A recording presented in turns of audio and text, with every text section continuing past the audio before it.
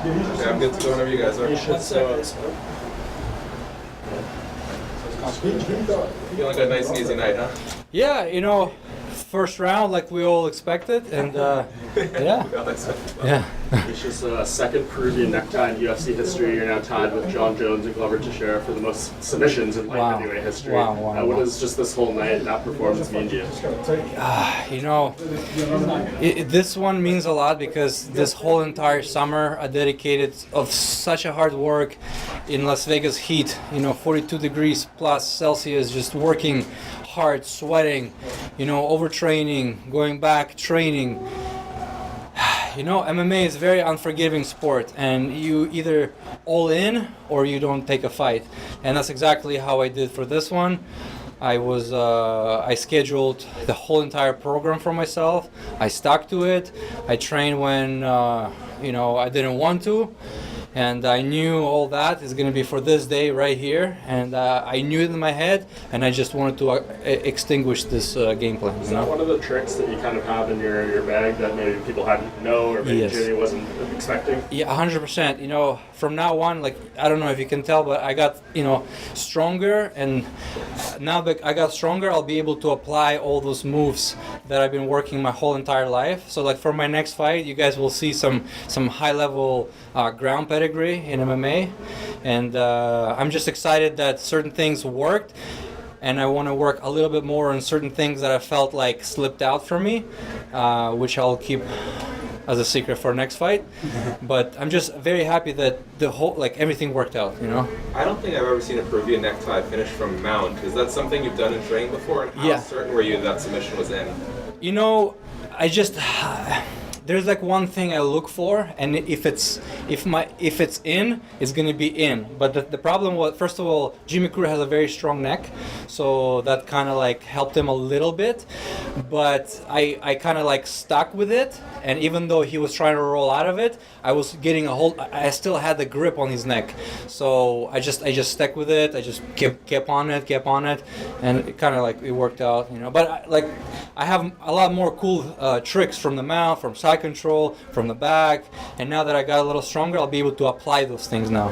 Does it make a difference for you fighting in Canada? You seem to have your best performances when you're fighting in home country. Yeah, the fans are awesome, and just now that I have so many fights under my belt, now I can actually relax in there. I was coming out, I was so loose, feeling good, and from now on I just want to maintain this formula that I worked on, and just maintain all that, and just add more things to it, if anything. Did you feel like your job was on the line tonight? Because you had a couple losses there, and were you feeling the pressure heading in here? I knew that what a lot of people kind of thinking, but in my head I didn't care about that. It's a very rough game and very rough, unforgiving sport, and if I add another pressure on top of me, that would be just not fair for myself. And I just stick with whatever I know best. I knew that once I take him to the ground, just a matter of time until I drown him in there. Like Daniel Cormier said, there are levels to this game, and I'm climbing my levels, and it takes time to be on this level. I think you need to be a little, train a little bit more, and Jimmy is a very, very tough guy, but he needs a few more years of experience. And you talked about the virtual reality training you did pre-fight. How much did that help in this fight, do you think? Maybe 20%, I would say. I would say something like 20%, because when you walk out and all those bright lights in a virtual reality, they're not as bright as in real reality, So, but it did help me a little bit. I was able to kind of be on the stage, be in bright lights, be in front of everyone, just enjoy it, not care about anything, and trust in yourself, And as long as you did all the hard work, the results will show. You mentioned in the post-fight interview, the goal of top 5. Jimmy, when he was coming in, said he wanted to use a win over you to break into the rankings. What's your next step on the way there? I mean, is it top 10? You want someone in the top 10 around there next? I'm saying that because I know I am that kind of person, and I'm saying that because I know I belong there, even though I have some losses, but it's part of the game, but I know I belong there. I know some of the guys that fight at that level. I know I can fight them, and I know I can beat them too.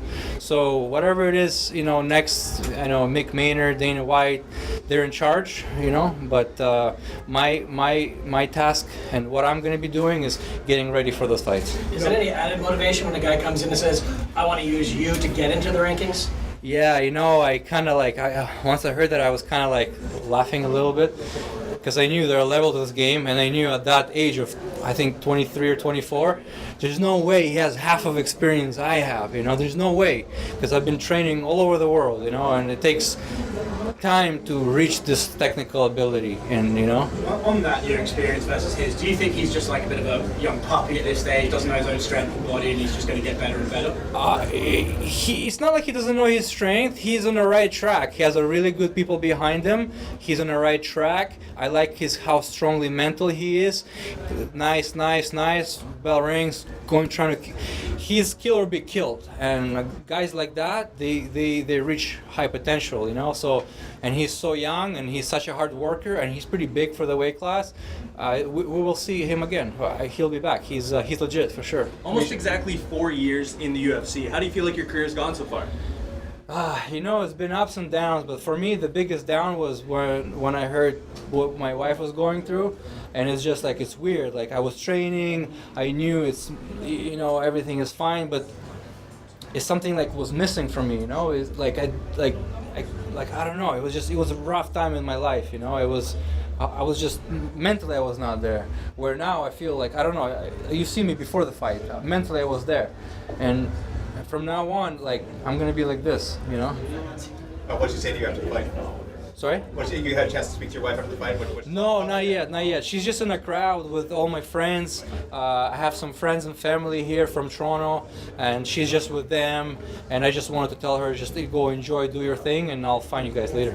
I mean, so you didn't want to dwell too much on what a loss might mean for your UFC career, but we got some post-fight comments about, you thought people had been counting you out. Why did you have that feeling that people were counting you out?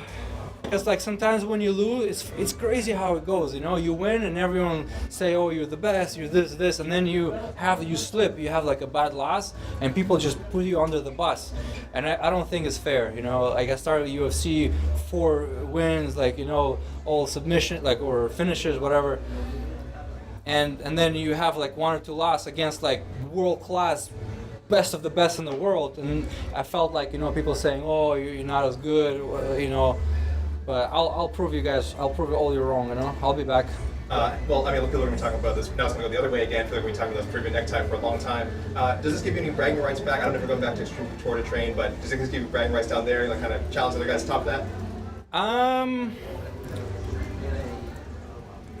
It's funny because we have another black belt world class in our gym, Vinny Magalhaes, and I kind of always look at him and I kind of try to beat his finishes and stuff, even though we don't really talk about it. But I think deep down we both kind of know it, and so I actually look up to him, how he grapples, and we train together, and he's kind of one of the guys I looked up when it comes to submissions. Yeah. Do you think he'll break out a Peruvian necktie in the PFL? Is that the PFL run coming up? Yeah, I wish. I hope he will, and there's only one way to find out. We will have to see. Tune in and watch. Misha, just elaborating on what you said earlier, it seems a lot of times in the sport there's a short memory. When you're losing, that's all people can remember, but there's a lot of months and years of training between those fights. Yeah.